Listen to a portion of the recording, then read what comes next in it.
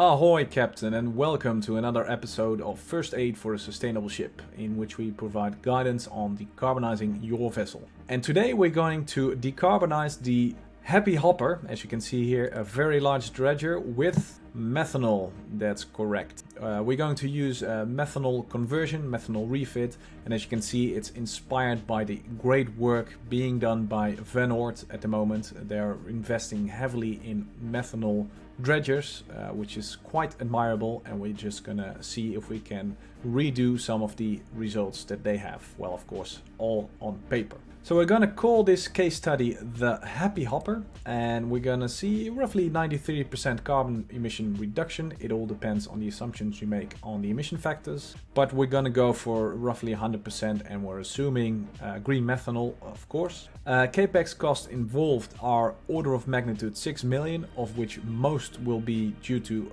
engine refit, but also piping. If you have an LNG vessel, it's going to be a lot easier. We'll discuss that later.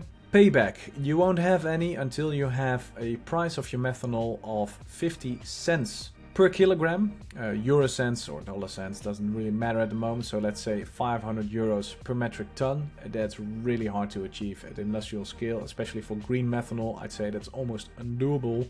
Okay, but still, that would be the price range with the current fossil fuel and EU tax that you need in order to have a payback at all. Otherwise, you're just investing and you will never get a payback on your investment.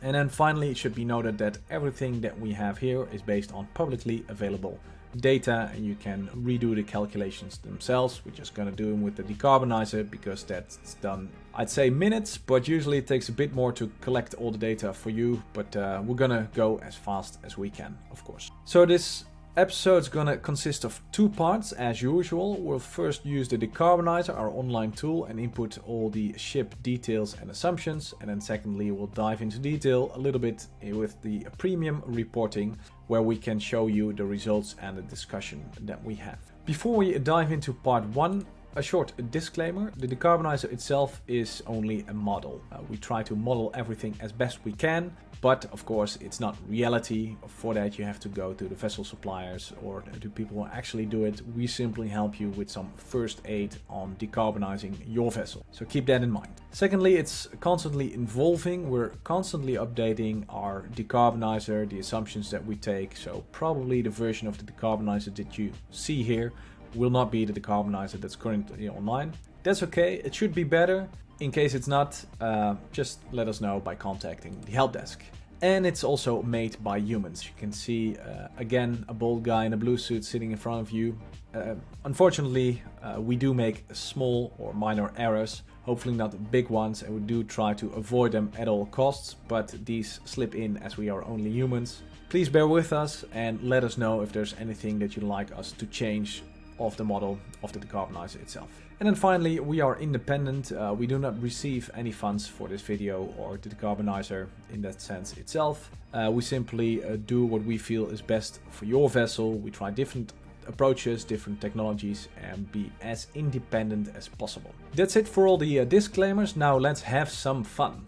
You can find the latest version of the Decarbonizer in this URL. It might look different from what I'm going to show you right now, but it should look something like this. So here we go, the Decarbonizer itself, latest version that we use at the moment. And we're going to follow the 5 steps. First we're going to input ship data, then we're going to check regulations, we're going to implement a CO2 measure, CO2 reduction measure, that is methanol, combustion, and then we're going to look into the monies, capex and opex. And the fifth step will appear when we have clicked in more data. So let's first go to our vessel itself. So the Happy Hopper is a trailing suction hopper dredger. There we go. Something akin to this. This is of course just a placeholder, and once we go to ship data, there we go, enter email is also available. So we generalize the data and the operational profile provided, but we assume here that for 25% of the time the Happy Hopper is moored or idling, 25% sailing, and the rest of it is working, which means collecting sand. So we're going to change a little bit, little less sailing. No, little less idle moored, little longer sailing, and then here in operational profile and power we can adjust we can adjust more. But usually what we do is we first check fuel and OPEX. Here you have the main parameters of the vessel, so you can quickly see if this concurs to your daily or yearly cost and fuel consumption.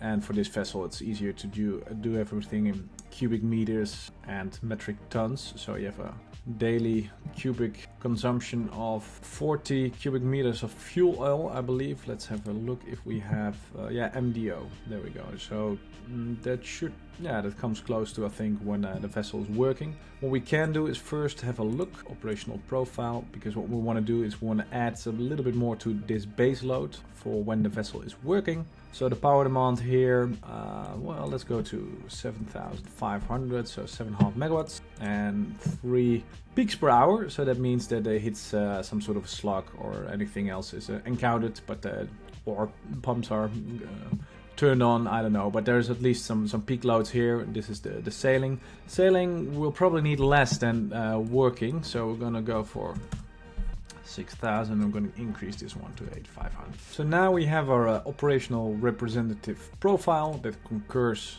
with the vessel that we want. We can change more of the vessel input here. As stated, we're inspired by the great work done by Oord. They're also switching to methanol where possible, or they're exploring with methanol ready engines the use of methanol for the dredgers, and this is just simply an inspirational picture of the kind of vessel that we have. Of course this would be roughly similar, the cutter suction dredger, but we're gonna go for the happy hopper, of course. And as you can see, when selecting a new vessel type, the new data is loaded, so we need to redo this operational profile. Just a moment. And we're roughly back to what we started. So we have about 14 megawatts installed power, 2200 auxiliary power. We're using diesel oil. Fuel price should be okay, 800. We're just gonna change it to 850. ETS cost, we're gonna do a bit more. We're gonna look ahead in the future. So this is roughly our ship. Operational profile has been done, and here we can change engine characteristics. As we can see, we have a specific fuel consumption of about 180 grams per kilowatt hour at our optimum, which should be close to reality, in fact, for these kind of vessels. Going to a lower engine regime, so especially, well, when working, not so much, because here it's already, I'd say, roughly above half of the engine load, so that should be okay. Except when idling on board, but then of course the auxiliary power is a lot less. Yeah. So this is the ship character. So these are the ship characteristics of the Happy Hopper. Moving on to step 2, the regulations. And this ship at the moment, dredging types are not fully included in a lot of regulations, but those are coming up. They will be included in IMO regulations and Fuel EU, so these are handy. And still the IMO carbon intensity will be increased to 100%, so it should be even more stringent than what you see here. Considering these vessels will probably sail around for at least 15 to most likely 30 years or even more, so 2050 would be the end date, then we're looking at almost 100% carbon reduction. So we're gonna set our target to, you know what, we're gonna set it to 100%, all the way up there. Yeah. If we're working in the US Clean Shipping Act might actually come into effect as well, and most likely we're working for clients such as, well, Ørsted, Shell. You know what, let's click them all. This gives you, except for Aramco of course, gives you good indication of what these clients are doing. So at about 20, 40, 50, well, almost everybody is reaching for carbon neutrality in the end. So when we have the Happy Hopper sailing in 2050, she definitely needs to be at least methanol ready or similar sorts of readiness in order to reduce carbon emissions. CII EXI at the moment not applicable, but will be in the foreseeable future, probably 2026, 27, maybe later. We'll have to see, but that will be updated accordingly. In any case, we can see that we're almost paying 4 million euros annually when we have the operational profile as stated just now. So that's quite a lot. Yeah. If we want, we can add even more rules and regulations. We can go for global. Let's see. Well, this really is a lot. And for example, if we have, I don't know, Shell as our main client, probably not for the Happy Hopper, but here we can see what extra information there is on Shell, or if we have, I don't know, E&I, well, goes without saying, sort of the same, that we list down all this information for you to get more of a breakdown or an easy read when you like to. So in terms of rules and regulations, we've scattered everything. We're going for 100% reduction, and I'm gonna tell you up front, with methanol it's gonna be tricky. It depends on how they count the combustion of methanol. In the very least, we would need green methanol with short cycle carbon in order to get this to work. So here we have a list of all the measures we can use potentially for the happy hopper. As you can see, one of them is not included, which is wind power or wind assisted propulsion. The rest could theoretically all be used. You could argue about solar PV, but we're going to focus on methanol for the moment. And we can see a 93% reduction of carbon emissions, another 100. So let's have a look at let's see, emission factors here, already folded open, and we can see that we currently use an emission factor for a methanol of 0.107. It all depends on your assumptions, but these are listed here in our sources, and most likely at this case I'm gonna have to check it out, but we use IMO as a reference for methanol at the moment. But you can of course change your fuel emissions factors here, and if you have green methanol that has maybe a carbon emission or a carbon emission factor of 0, then of course it will become 0%. If you have gray methanol, it all depends on your life cycle, that will change as well. So 93%, we're gonna say close to 100% should be fine. If not, we could, let's see, maybe use a battery hybrid setup. That's quite expensive, even more expensive than methanol in this case, but that might actually lead to a little bit extra, particularly when working with some pumps. But now we're just going to focus on methanol only. So let's change some of the methanol parameters that we have. So this is the combustion efficiency, methanol, etc., and the tank specifics that we use mostly to design your methanol setup, the different densities and the amount of kilograms used per operational day, and then finally the costs involved. So we now currently use a methanol price of 0.7 per kilogram. It's probably going to be a bit more. Maybe I can show you later where we have our sources, or we get our sources from. And as you can see, refueling time 30 days. That would result in a fuel tank increase, volumetric increase of 67%, which is quite a lot. I know these vessels typically have at least a few weeks, 3 to 6 weeks autonomy. So we'd either have to go to less autonomy. So let's see, 18 days probably. Let's check it out. 18 days. Yeah. So 18. Come on, 18. So I'm gonna go for 18 days refueling time, which is quite short. But in that case, we can keep the fuel tanks. And most of the time, if we have regular fuel tanks, they either need to be stainless steel tanks or similar in order to accommodate methanol. So for most tanks, that should be fine. Engine refit costs are about 350 euros per kilowatt, resulting in a total capex of about 6 million. And if we include design retrofit cost, let's see, well, you can see that doesn't change much to the total mix. We're gonna go into detail in the refit costs when we have the report. Some other costs for especially the piping refits and conversion of storage tank cost if needed. And we have some additional information here as well about the system setup. You can see here why methanol is preferred from a ship owner's perspective. That's because we get most volume out of the same space.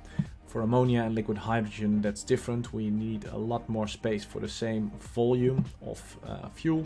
In liquid, of course, and this is all pressurized, and methanol is liquid under normal circumstances, normal ambient atmospheric circumstances. Furthermore, about the methanol system, depending on your exact vessel setup, you would need single wall or double wall piping from your cargo fuel pump bunker tank to your service tank, and then we'd have double wall piping to the methanol low gas ignition engine. In this case is probably a dual fuel engine, the same as we're assuming here. So that will be MDO with methanol, so where MDO is used as a pilot fuel in the spark ignition engine, and then you have your regular exhaust. And if you click here, we can get more information on methanol itself, and here you also see the fuel prices that we have used at this moment, so you can get some estimates and play around with the fuel prices as well.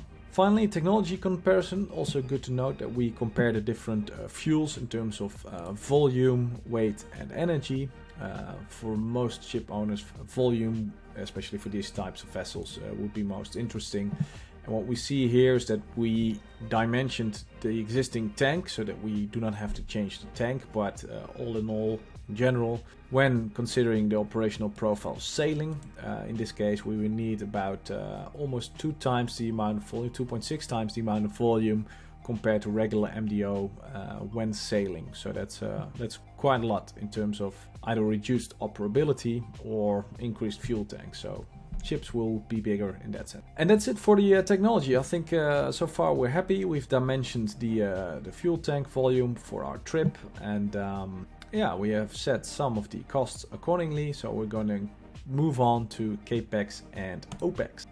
Here we go. I do not like this. We have quite a big investment in the first year, and we're also losing money in this scenario. So this would definitely not be a good case to consider. But luckily we can customize the business. What we're going to do is we're going to adjust fuel parameters and yeah, the carbon tax price to see what will be roughly the breaking point. So suppose we have very high carbon tax. Let's see when we would end up with a positive business case. Okay, so tipping point is almost at 400.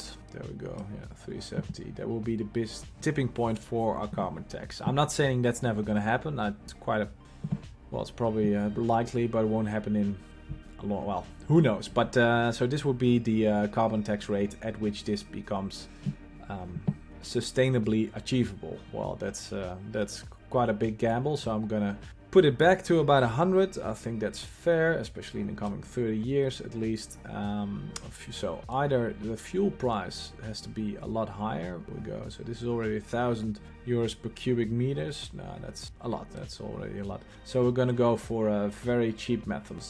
Yeah, there we go. OPEX driven. So between 6.5 and or 0.5 and 0.6, it becomes very interesting to use methanol. So basically what we see here, well, the CAPEX investment can be easily won back if we have a very steep price difference between a regular fuel and methanol. So if this is fair or reasonable, I'm not sure, but we're just gonna go for it at the moment, and then we can always change later if we want.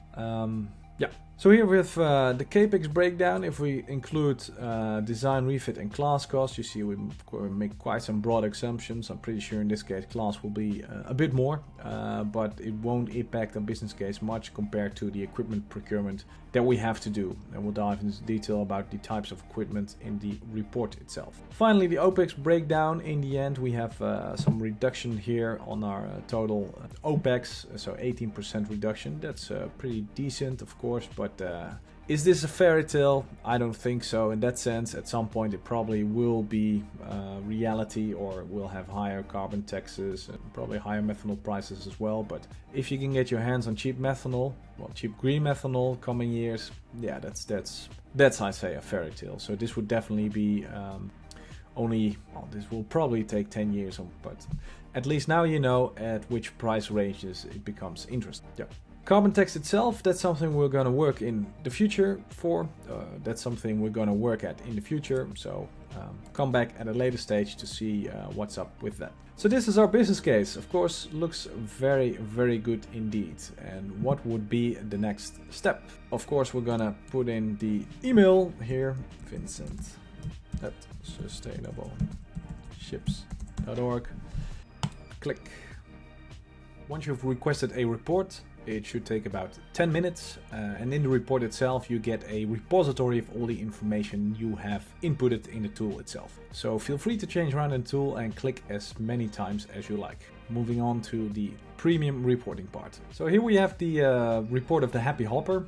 I've now a 2-page view, as you can see. You can also directly see that the resolution in our backend is a lot finer, so we get more appropriate data for your vessel, especially for certain technologies such as hybridization. This is really neat. We've not inputted a year, that's not available, so I'll change that later. But here we see we have methanol 93%, about 6 million in terms of capex, and a payback year of 2 years in this case, which is arguably a fairy tale, like I said. But as long as we have low methanol costs, well, that's almost always the case. Then of course we're saving costs as opposed to fossil fuel used. So moving ahead, it's quite extensive. Most of it we have covered already. Again, you should use this as more or less a repository, or to provide information to colleagues, or just for fun. You know, it's fun to read, of course. Okay, it's 34 pages roughly, but most of it here, we've only one carbon reduction measure, so few pages are blank. What do we have here?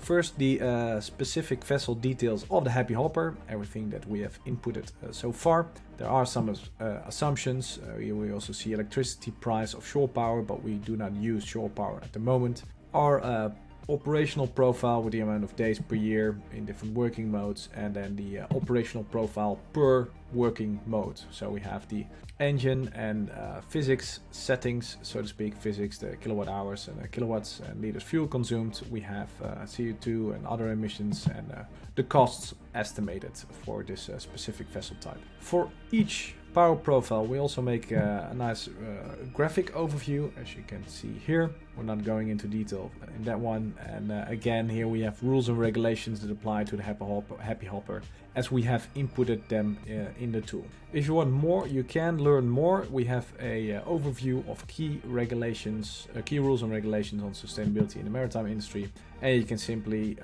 search on different areas. For example, Europe, then we get Europe areas, ship GT above 4,000 or 5,000 GTs. And you can also go to all regulations, see if that works. There we go. So this is basically a list of all the regulations, some more information that we keep updated as much as possible. Going back to the report. So rules and regulations are really for those who want to read more. Basically, it all boils down to the fact that at some point in the future, it's probably not sooner than later, we're going to go for zero emission. We've only selected methanol in our case. We can combine these with other carbon reduction measures, of course, but for the moment we want to look at the impact of methanol only. So no shore power and no prevention measures taken, but here we have the methanol overview.